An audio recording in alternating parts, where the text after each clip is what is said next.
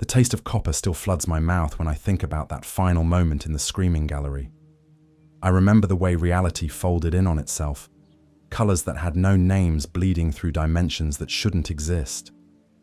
My name is Magos Explorator Vex-9, former servant of the Omnissiah, and I've seen the true face of change itself. For 37 years, I believed I was hunting heretical knowledge across the galaxy's edge. You think that makes me a fool, but you don't know what I've discovered buried in the deepest vaults of forbidden lore. The architect of fate doesn't just manipulate events, he manipulates the very concept of manipulation itself. Every scheme we thought we understood, every plot we believed we'd unraveled, hey, were all surface ripples on an ocean of deception so profound that even knowing about it changes you forever. This is my testimony before the final transformation takes hold. Chapter 1. The Explorator's Purpose. The Mechanicus taught us that knowledge is power, but they never warned us that some knowledge has teeth. I should have recognized the signs earlier, should have seen the pattern emerging across 17 different forge worlds, each reporting the same impossible readings from their deep core augury arrays. But pride, that most human of failings, convinced me I could succeed where others had failed. After all, I was Vex-9, the explorator who had mapped the ghoul stars and returned with artifacts that made even the most senior tech priests whisper prayers to the Omnissiah. The morning it all began, I stood in the observation deck of my ship, the inexorable logic, watching the twisted geometries of the Maelstrom writhe against the hull's electromagnetic shielding. 347 expeditions had been lost in these warp-touched regions over the past millennium, their crews either consumed by demons or worse, transformed into something that retained enough human memory to scream coherently when they were finally put down by exterminatus protocols. My servo skull, designation Theta 7, hovered near my left shoulder, its optical sensors recording every fluctuation in the local warp field. The skull had once belonged to a navigator from House Belisarius, and even in death, its calcified third eye could perceive truths that standard augury equipment missed entirely. The readings it transmitted directly to my neural interface painted a picture that defied every law of physics I'd spent 2 centuries mastering. Magos, came the voice of Adept Crane through the ship's Vox system. His tone carried the careful neutrality that all subordinates learned when delivering news their superiors wouldn't want to hear. We're receiving a signal from coordinates that shouldn't exist. It's old, sir. Pre-age of strife, old. I turned from the viewport, my augmetic legs carrying me toward the bridge with the precise mechanical rhythm that had replaced natural human gait decades ago. The corridor walls displayed tactical readouts and system diagnostics in the flowing script of Technolingua, but my attention focused entirely on the impossible signal Crane had mentioned. Archaeological expeditions had taught me that the truly dangerous discoveries always announced themselves with impossible data. The bridge of the inexorable logic hummed with the quiet efficiency of a properly maintained machine spirit. 43 servitors attended their stations with the mindless dedication of the lobotomized, while 12 human crew members managed the systems that required actual thought. At the center of it all, the command throne's neural interface cables hung ready to jack directly into my cerebral cortex, offering the total ship integration that made explorator vessels so effective at their dangerous work. "Show me the signal," I commanded, settling into the throne as dozens of cables found their designated ports. The sensation of merging consciousness with a starship never became routine. Suddenly, I could feel the inexorable logic's hull as if it were my own skin, sense the warp currents flowing around us like cosmic blood through vast arteries. The signal Crane had detected appeared in my expanded awareness as a persistent itch that couldn't be scratched, a mathematical impossibility broadcasting from coordinates that registered as both inside our current position and 17,000 light-years away simultaneously. Adept Crane's biological eye showed concern, while his augmetic replacement focused on the data streams cascading across his workstation. He'd served under me for 41 years, long enough to recognize when discovery crossed the line into genuine danger. The signal contains embedded encryption algorithms that predate Imperial classification systems by at least 15,000 years. But here's what makes it truly anomalous. It's not broadcasting from a fixed point in space. The transmission origin keeps shifting, as if the source exists in multiple dimensional states at once. I processed this information while simultaneously running diagnostic checks on our Geller field generators. Ships lost in the Maelstrom usually died when their protective barriers failed, allowing warp entities to pour into real space like infection through an open wound. Have you attempted to decode the signal? Preliminary efforts have yielded fragmentary results, Crane replied, his mechadendrites interfacing with the ship's cogitator banks. The message appears to be instructions for accessing something called the Screaming Gallery, and Magos, the instructions are written in perfect High Gothic, but using grammatical structures that won't be invented for another 3 centuries. The implications struck me like a thunderbolt from Mars itself. Messages from the future violated every principle of causality that underpinned rational universe function. Yet here was proof that time itself might be more malleable than the Mechanicus taught. I authorized Crane to begin full decryption protocols while expanding our sensor net to map local space more thoroughly. If someone or something wanted to be found badly enough to break temporal barriers, I needed to understand what we might be walking into. 3 hours later, the decoded message materialized on the main viewing screen in symbols that hurt to look at directly. The text seemed to writhe and shift when viewed peripherally, as if the letters themselves existed in constant flux between possible meanings. Theta 7's sensors registered localized reality distortions emanating from the display, small but measurable warps in spacetime that suggested the message carried more than mere information. By the Omnissiah's calculations, I breathed, reading words that should have been impossible. This isn't just a signal, it's an invitation. The decoded text revealed coordinates deep within a region where 3 different warp storms intersected, creating a pocket of relative stability surrounded by absolute chaos. More troubling still, the message contained detailed specifications for modifying our Geller field generators to survive passage through what it called the nexus of infinite recursion. The engineering diagrams were perfect, showing profound understanding of Mechanicus technology, but they'd been created using principles that wouldn't be discovered for millennia. Adept Crane's voice carried a tremor that even his extensive augmentations couldn't entirely suppress. Magos, I must advise against following these coordinates. The Maelstrom has claimed 347 expeditions in the past millennium. Our chances of survival would be irrelevant, I cut him off, my decision crystallizing with the certainty that marked all great discoveries. This signal represents archaeological data beyond anything in Imperial records. The potential knowledge gain outweighs statistical survival projections. But even as I gave orders to set course for the impossible coordinates, something nagged at my consciousness. The signal's perfection troubled me more than its temporal impossibility. In 4 decades of exploration, I'd learned that the galaxy's most dangerous secrets often presented themselves as exactly what their discoverers most wanted to find. This message offered everything an explorator could desire: ancient technology, forbidden knowledge, and answers to questions that had puzzled the Mechanicus for millennia. Looking back now, with the clarity that comes from understanding Tzeentch's true nature, I realized the signal was bait perfectly crafted for my specific psychological profile. The Changer of Ways had studied my expedition reports, analyzed my decision-making patterns, and constructed a lure that I would find absolutely irresistible. Every detail from the pre-age of strife encryption to the future origin timestamps had been calculated to bypass my rational caution and appeal directly to my scholarly pride.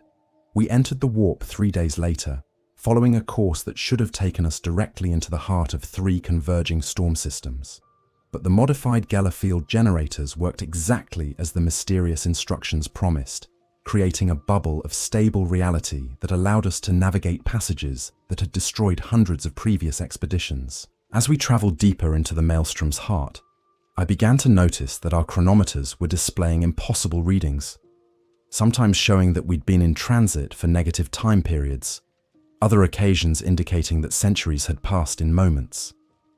The inexorable logic emerged from warp transit in a region of space that defied every star chart in Imperial records.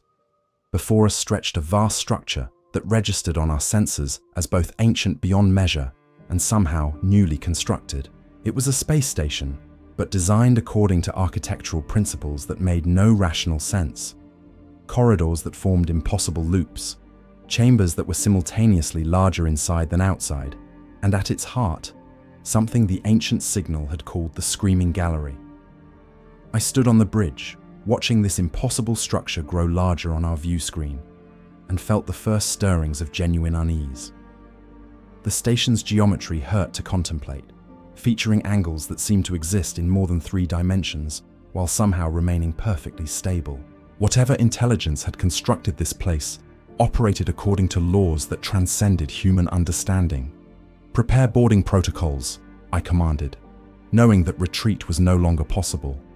The signal had led us here for a purpose, and only by exploring the Screaming Gallery could I hope to understand what that purpose might be. But as our transport prepared to dock with the impossible station, I couldn't shake the feeling that we were walking directly into a trap that had been constructed specifically for us. A trap that had been waiting for this exact moment since before the birth of the Imperium itself. Chapter 2: First Contact.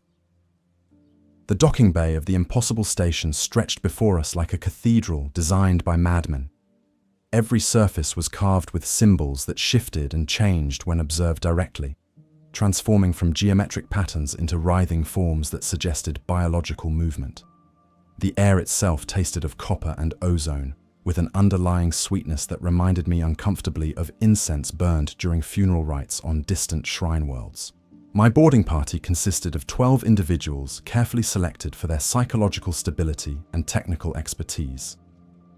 Tech Adept Crane led the scientific contingent, his augmetic enhancements allowing him to record and analyze environmental data that would overwhelm unmodified human senses. Skitari Alpha Vex Prime commanded our military escort, 10 cybernetically enhanced warriors whose loyalty to the Omnissiah had been burned into their neural pathways with sacred oils and blessed circuitry. Atmospheric composition registering within human tolerance ranges, reported Tech Adept Malleus, his respirator vents hissing as they processed the station's air through purification filters.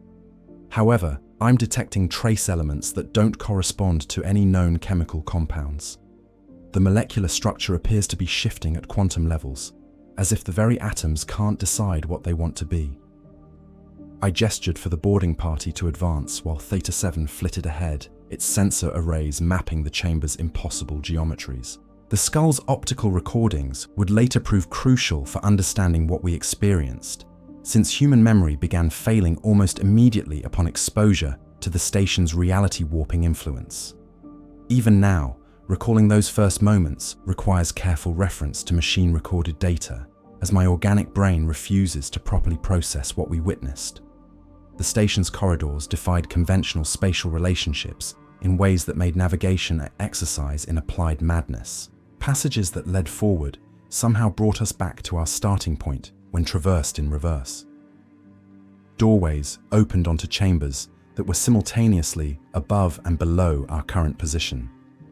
Most unsettling of all, we occasionally glimpsed ourselves from different time periods moving through parallel corridors, sometimes as we currently appeared, other times showing us transformed in ways that suggested prolonged exposure to forces beyond Imperial classification.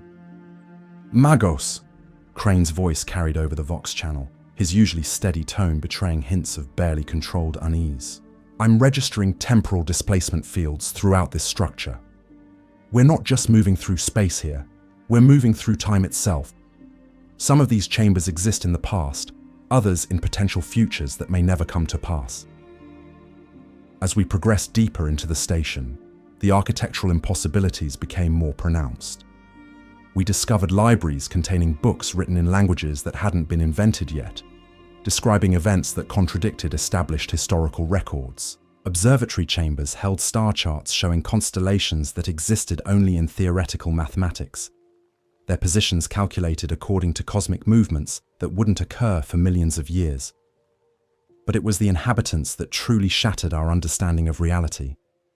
The first one materialized in front of us without warning, stepping out of a wall as if solid matter held no more substance than morning mist. It appeared human at first glance, wearing the robes of a tech priest from an era when the Mechanicus still possessed complete STC databases.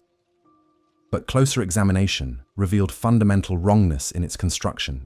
Too many joints in the fingers, facial features that shifted slightly when not observed directly, and augmetic implants that incorporated technology beyond current Imperial capability. "Greetings, Explorator Vex-9, the figure said, its voice resonating with harmonic frequencies that seemed to bypass the ears entirely and speak directly to the auditory processing centers of our brains. "I am Magos Explorator, formerly of Forge World Lucius, currently of Nowhere and Everywhere. You arrive precisely when you were expected to arrive, though whether that expectation exists in your past or future depends entirely on which temporal reference frame we use for measurement." Skitarii Alpha Vex Prime's weapons immediately targeted the apparition, but I raised a hand to delay hostile action. This entity, whatever it truly was, possessed information we needed. "You sent the signal that led us here. Explain your purpose." Zerion's laugh contained overtones that suggested machinery breaking down at molecular levels. "Purpose? Magos, you still think in linear terms. I didn't send the signal that brought you here. You did, from a timeline where you succeeded in reaching the Screaming Gallery's central chamber. The message traveled backward through causal loops until it reached a point where it could influence events to ensure its own creation. We exist within what the ancient Terran philosophers would have called a predestination paradox, except that instead of being trapped by fate, we have been liberated from the tyranny of sequential time." The implication struck me like a hammer blow from a titan's power fist. "Show us the Screaming Gallery," I commanded, recognizing that forward momentum was our only option. Retreat would accomplish nothing if we were already trapped within temporal paradoxes beyond our ability to escape. Zerion gestured toward a corridor that definitely hadn't existed moments earlier, its walls constructed from a material that appeared to be crystallized light. "Follow, but understand that observation changes the observer. The Screaming Gallery contains truths that rewrite the neural pathways needed to comprehend them. You will emerge from this experience fundamentally transformed, assuming you emerge at all." As we followed the impossible figure deeper into the station's heart, I noticed that my crew members were beginning to show signs of metaphysical stress. Tech Adept Malleus's augmetic eye was recording visual data that contradicted the images transmitted by his organic vision, creating feedback loops that forced him to shut down his optical processors entirely. Two of the Skitarii had developed facial tics that seemed to follow mathematical sequences, their enhanced reflexes responding to threats that existed only in probability space. The corridor terminated at a circular chamber whose walls curved upward into infinity, creating a space that was somehow both enclosed and limitless. At its center stood a structure that hurt to contemplate directly, a crystalline formation that existed in at least 7 dimensions while maintaining perfect stability in 3-dimensional space. The crystal pulsed with inner light that contained colors for which human languages had no names, and as I watched, I began to understand why this place was called the Screaming Gallery. The screams weren't audible in any conventional sense. Instead, they existed as fluctuations in reality itself, the accumulated voices of every consciousness that had ever been touched by the architect of fate's manipulations. Billions of souls across thousands of years, all crying out in languages that transcended species barriers and temporal boundaries. Their voices formed a symphony of change, a mathematical equation written in suffering and revelation that described the fundamental nature of transformation itself. "Beautiful, isn't it?" Zerion said, his form beginning to blur around the edges, as if he existed only partially in our current dimensional frame. The Screaming Gallery is Tzeentch's greatest masterpiece, a monument to the principle that all knowledge demands payment. Every secret revealed here costs the seeker something essential. Perhaps their sanity, perhaps their loyalty to their previous understanding of reality, perhaps their very identity. I approach the central crystal formation, my enhanced senses registering energy patterns that operated according to principles unknown to Imperial science. The crystal's surface showed reflections that didn't correspond to our physical positions in the chamber. Instead, I saw alternate versions of myself, some transformed beyond recognition, others exactly as I appeared now, but somehow fundamentally different in ways that suggested complete personality reconstruction. "What is this place really?" I asked, though I was beginning to suspect the answer would reshape my understanding of existence itself. "This," Xerion replied, his voice now coming from multiple directions at once, "is where Tzeentch stores the master copies of every plan he has ever conceived. Not the simplified versions that mortals discover and believe they understand, but the complete schemas that span millennia and incorporate variables beyond counting. Every political manipulation, every military campaign, every technological discovery that has ever occurred in this galaxy, all of them are merely components of larger designs stored within this crystal matrix." The revelation staggered me. If this chamber truly contained Tzeentch's complete plans, then everything I thought I understood about Imperial history was wrong. Every victory the Emperor's forces had achieved, every defeat they'd suffered, every innovation that had advanced human civilization, all of it had been orchestrated by a chaos entity, whose understanding of causality transcended mortal comprehension. "But here's the truly elegant part," Xerion continued, his form now shifting between different possible configurations, as if he couldn't decide which version of himself to be. "Tzeentch doesn't just plan for specific outcomes, he plans for the planning itself. Every individual who discovers this chamber becomes part of his design, their reactions and decisions already incorporated into schemas that account for every possible response to revelation." I stared at the crystal formation, watching as its internal patterns shifted to reveal glimpses of future possibilities. In some reflections, I saw myself leaving this chamber unchanged, filing a report that classified the discovery under maximum security protocols. In others, I appeared transformed beyond recognition, my flesh and augmetics reshaped according to principles that had nothing to do with human engineering. Most disturbing of all were the versions where I remained physically unchanged but radiated an aura of profound wrongness, as if some essential aspect of my identity had been replaced with something else entirely. "Choose wisely, Explorator," Xerion whispered, his voice now echoing from inside my own skull.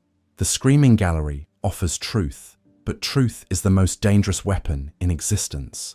Some knowledge cannot be unlearned, some revelations cannot be undone. Step forward and see the complete scope of Tzeentch's design, or retreat now and spend the remainder of your existence wondering what secrets you were too frightened to claim." I looked back at my crew members, seeing fear and confusion in their enhanced features. They had followed me across the galaxy in pursuit of forbidden knowledge, trusting my judgment, even when that judgment led them into obvious danger. Whatever decision I made in this chamber would affect not only my own fate, but theirs as well. The crystal pulsed brighter, its impossible geometries calling to every instinct that had driven me to become an explorator in the first place. Knowledge waited within its crystalline depths, knowledge that would either elevate my understanding to heights beyond Imperial achievement, or destroy everything that made me recognizably human. I stepped forward. Chapter 3: The Revelation. The moment my augmetic fingers touched the crystal's surface, reality collapsed into pure information. Every sensory input ceased to function as my consciousness was pulled directly into Tzeentch's vast repository of cosmic schemes. What I experienced in those first milliseconds cannot be adequately described using human language, since the concepts involved operate on scales that transcend mortal comprehension. I will attempt to convey what I witnessed, but understand that these words are pale shadows of truths that burned themselves permanently into my neural pathways. I found myself existing as pure thought within a mathematical space where every number represented a different timeline. Every equation described the manipulation of entire civilizations, and every variable accounted for the actions of quadrillions of individual consciousnesses across the galaxy's spiral arms. The scope of Tzeentch's planning defied every assumption I'd held about the limitations of intelligence, even divine intelligence. This wasn't simply a matter of predicting future events. This was active manipulation of causality itself, on scales that encompassed the birth and death of star systems. The first truth that seared itself into my consciousness concerned the founding of the Imperium itself. Everything I'd been taught about the Emperor's Great Crusade, every historical account of humanity's expansion across the galaxy, was simultaneously accurate and completely wrong. The Emperor had indeed united terror and launched humanity toward its manifest destiny among the stars, but every single decision he'd made throughout that process had been subtly influenced by Tzeentchian manipulation. The revelation unfolded in my consciousness like a virus of comprehension, showing me how the architect of fate had planted ideas in the minds of key historical figures centuries before they would act upon those concepts. The development of warp travel technology, the discovery of STC databases, even the location and timing of first contact with various alien species, all of it had been orchestrated to create specific conditions that would serve Tzeentch's ultimate design. But the truly horrifying truth lay deeper still. The Emperor himself was not the master manipulator of human destiny that imperial propaganda proclaimed. Instead, he was the greatest unwitting agent of Tzeentchian will ever to exist. Every vision that guided his actions, every flash of prescient understanding that allowed him to make strategically perfect decisions, originated from carefully crafted information that Tzeentch had seeded into the warp currents millennia earlier. The Horus heresy itself crystallized in my mind as the most elegant example of multi-layered manipulation in recorded history. Tzeentch had simultaneously orchestrated Horus's fall to chaos, while ensuring that the Emperor would be positioned to respond in ways that served the architect of fate's broader purposes. The civil war that nearly destroyed humanity had been planned not as a victory for chaos, but as a method for reshaping imperial civilization into a form more suitable for long-term manipulation. Every tactical decision made during the Siege of Terror, every sacrifice that allowed loyalist forces to eventually prevail, every moment of heroism that preserved the Imperium from total destruction, all of it had been accounted for in Tzeentch's calculations. The Emperor's entombment on the Golden Throne wasn't a tragic necessity born from Horus's betrayal, but a specific outcome that the architect of fate had been working toward since before the birth of human civilization. As this understanding flooded through my consciousness, I began to perceive the true scope of what mortals called the game of gods. The eternal conflict between the chaos powers wasn't chaotic at all. It was an elaborate performance designed to prevent other entities from recognizing the systematic nature of Tzeentch's manipulations. Khorne's endless warfare, Nurgle's cyclical plagues, and Slaaneish's pursuit of ultimate sensation all served to distract attention from the subtle alterations that the architect of fate worked into reality's fundamental structure. The crystal showed me visions of the current era, revealing how every major event of the past 10,000 years had been carefully orchestrated to maintain the precise balance of power that Tzeentch required for his ultimate scheme. The rise of various Space Marine chapters, the evolution of the Mechanicus, the expansion and contraction of imperial borders. None of it was random. All of it was planned. Most disturbing of all was the revelation that even this moment, my presence in the Screaming Gallery and the knowledge I was gaining was part of Tzeentch's design. The crystal showed me alternate timelines where different individuals had discovered this place. But in every scenario, the outcome served the architect of fate's purposes. Whether the discoverer was corrupted, driven insane, or returned to report their findings to imperial authorities, each possibility had been incorporated into planning schemas that accounted for every conceivable response. But then, as my consciousness adapted to the overwhelming flow of information, I began to perceive something that didn't fit the pattern. hidden within the vast matrices of Tzeentchian schemes, disguised so thoroughly that even the architect of fate seemed unaware of their existence, were traces of influence from an intelligence that operated according to entirely different principles. These traces were subtle, tiny alterations in probability cascades, microscopic adjustments to causal relationships, modifications so small that they appeared to be random fluctuations rather than deliberate manipulations. But as I studied them more closely, a pattern began to emerge. Someone or something had been systematically sabotaging Tzeentch's plans, not by opposing them directly, but by introducing variables that the architect of fate hadn't accounted for in his calculations. The realization struck me like lightning from a clear sky. Tzeentch, the master manipulator whose schemes spanned millennia and encompassed the actions of entire species, was himself being manipulated by an intelligence that operated on even greater scales. The crystal's records showed no awareness of this counter-manipulation, suggesting that whatever force was responsible operated with subtlety that surpassed even the architect of fate's legendary cunning. As I delved deeper into this hidden pattern, the crystal began to resonate with frequencies that hadn't existed moments earlier. My presence in the matrix was somehow activating dormant systems, causing previously static information to reorganize itself into new configurations. The Screaming Gallery was responding to my investigation by revealing layers of truth that even Tzeentch didn't know existed. What I discovered in those deeper layers defied every assumption about the nature of chaos itself. The four great powers, Khorne, Tzeentch, Nurgle, and Slaanesh, were not the fundamental forces of the warp that Imperial doctrine proclaimed. Instead, they were elaborate constructs created to focus mortal attention on specific aspects of supernatural influence while concealing the true powers that shaped galactic destiny.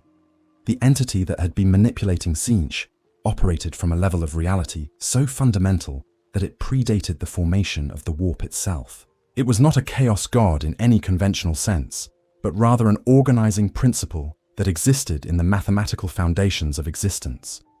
Where the chaos powers influenced events through emotion and belief, this entity shaped reality by altering the basic rules that governed how cause and effect operated.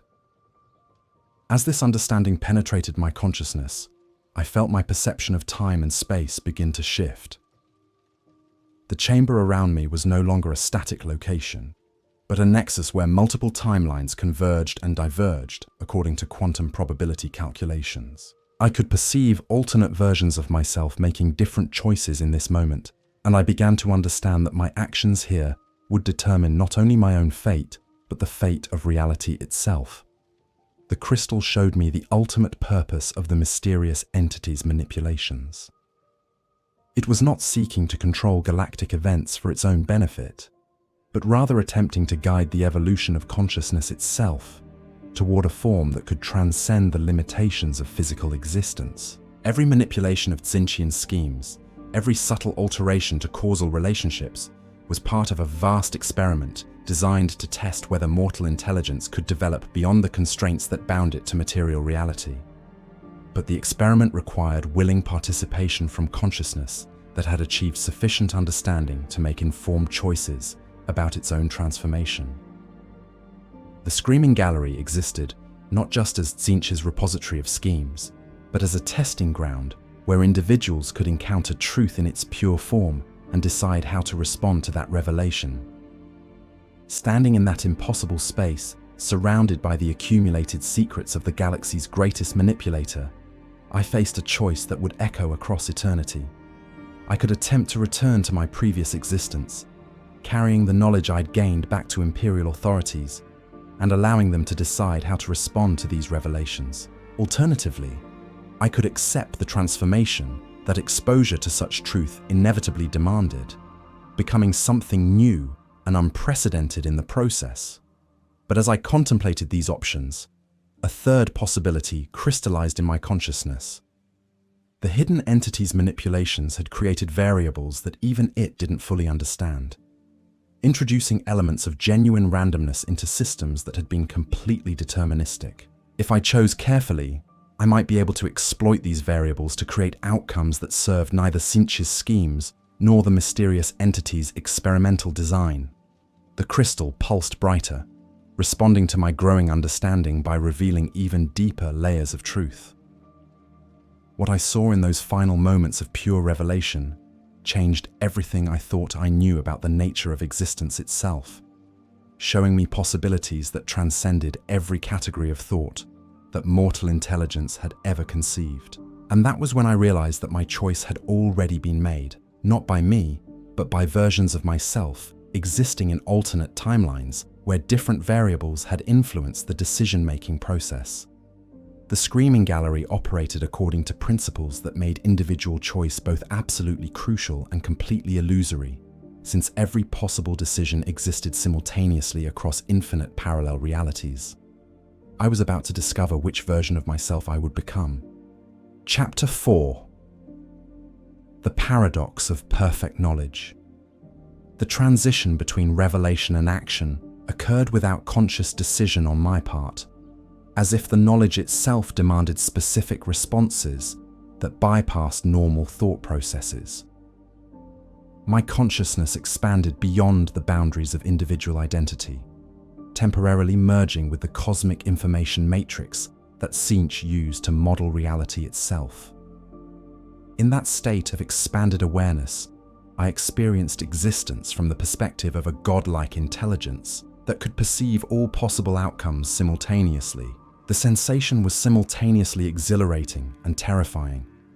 Every decision that had ever been made throughout galactic history appeared as a single node in an infinite web of causality, each choice spawning countless branches that led to different potential futures. I could see how the extinction of a single bacterial colony on an unnamed world in the Outer Rim would eventually lead to the fall of entire Forge worlds. How a moment's hesitation by an Imperial Guard trooper would prevent the birth of future saints. How my own presence in the Screaming Gallery was reshaping probability cascades that would influence events for millennia to come. But perfect knowledge came with a terrible price. The more I understood about the systematic nature of manipulation that governed galactic events, the more I realized that even my understanding was being manipulated. The crystal wasn't simply showing me Tzeentch's schemes. It was actively rewriting my neural pathways to process information according to patterns that served the architect of fate's purposes. Every revelation that seemed to grant me greater freedom was actually binding me more tightly to predestined outcomes. The paradox crystallized with mathematical precision in my enhanced consciousness. True knowledge of Tzeentch's manipulations could only be achieved by becoming part of those manipulations. Free will could only be exercised by individuals who lacked sufficient information to make truly informed decisions. The moment someone gained complete understanding of the forces that shaped galactic destiny, they lost the ability to act independently of those forces. Yet even as I grasped this fundamental contradiction, I began to perceive the subtle sabotage that the mysterious entity had worked into Tzeentch's planning matrices. The alterations were so small that they appeared to be random quantum fluctuations, but they were actually carefully placed variables designed to preserve genuine choice within systems that seemed completely deterministic. Someone or something had been working for eons to ensure that perfect knowledge wouldn't completely eliminate free will. The realization triggered defensive responses from the crystal matrix itself. Tzeentchian security protocols that I hadn't even known existed began activating, attempting to isolate and contain information patterns that threatened the integrity of the architect of fate's schemes. The Screaming Gallery transformed around me, its impossible geometries shifting into configurations designed to trap consciousness within recursive loops that would prevent escape or communication with external reality. But the mysterious entity's sabotage extended even to these security systems. Hidden within the gallery's protective protocols were backdoor access routes that allowed properly informed individuals to navigate between different levels of containment. As Tzeentch's defenses activated, countermeasures that had been dormant for millions of years began coming online, creating paths through the maze of manipulated reality. My crew members, still standing in the chamber where I'd first touched the crystal, experienced the gallery's transformation as a catastrophic reality failure.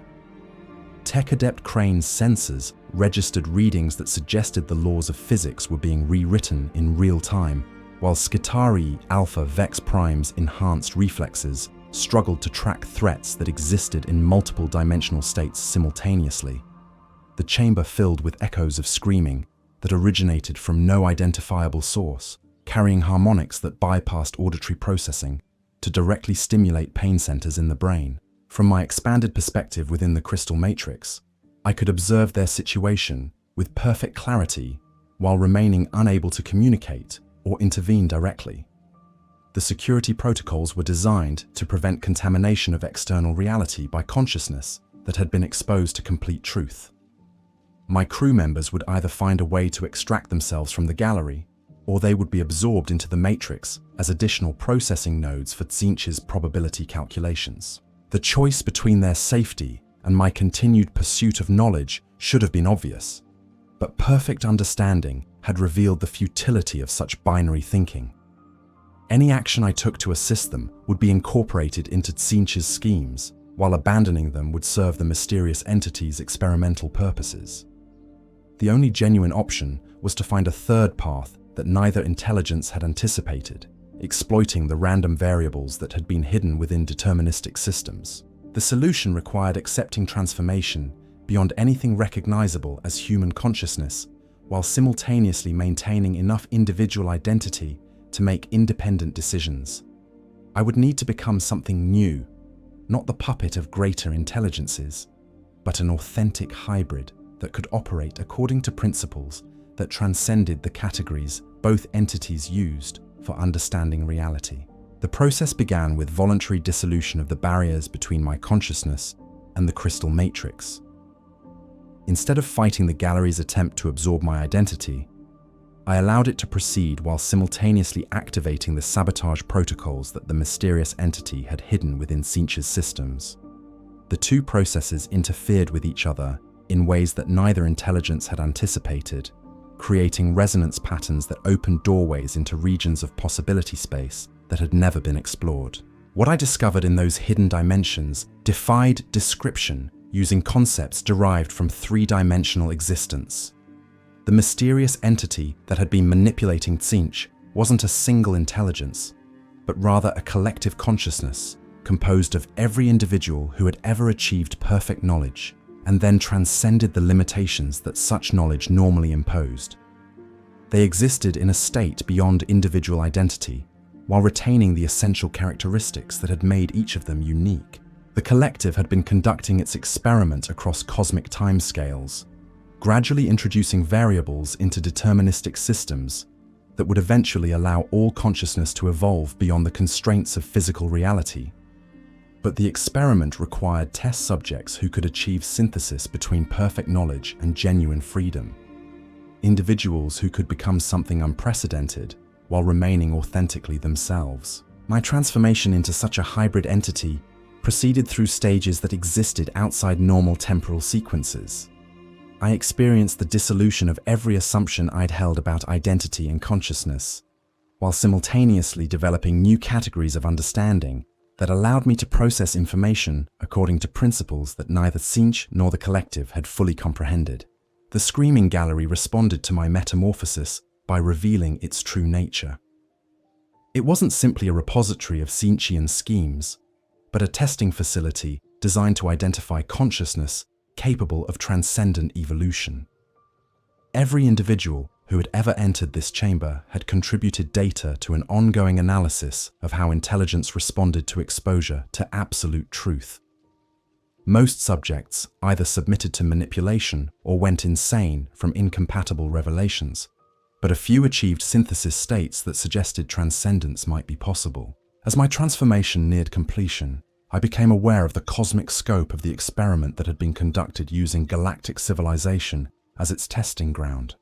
The eternal conflict between order and chaos, the rise and fall of empires, the evolution of species across millions of worlds, all of it had been orchestrated to create conditions where consciousness could be pushed beyond its normal limitations and forced to develop new capabilities for processing information and making decisions.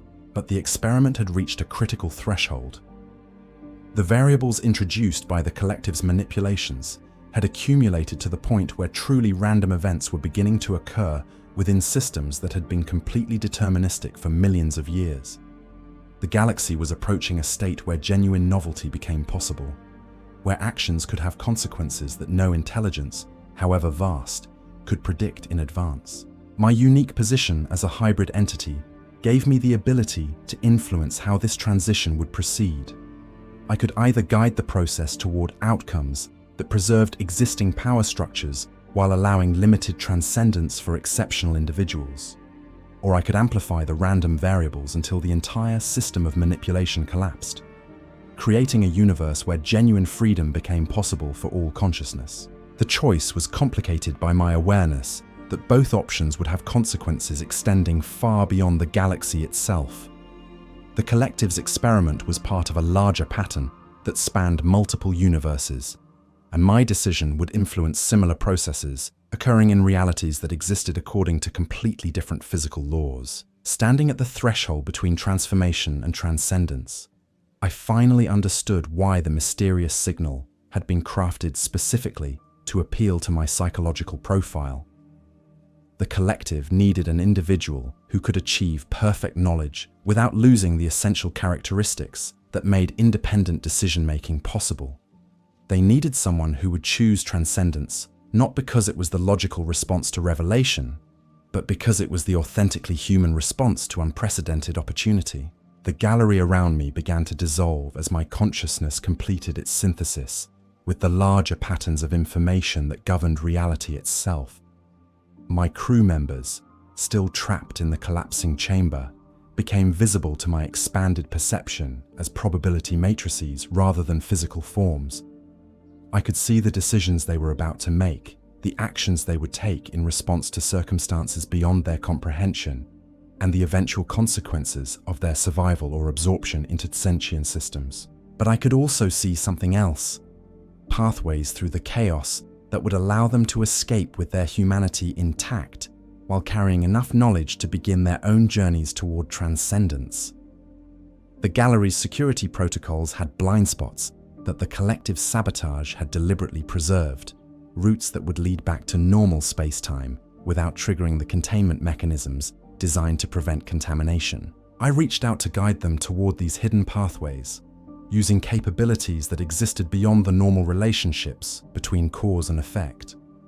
My intervention would create ripples in the probability matrices that both Tzeentch and the collective would eventually detect, but those ripples would also introduce new variables into their calculations, accelerating the transition toward a universe where genuine freedom became possible.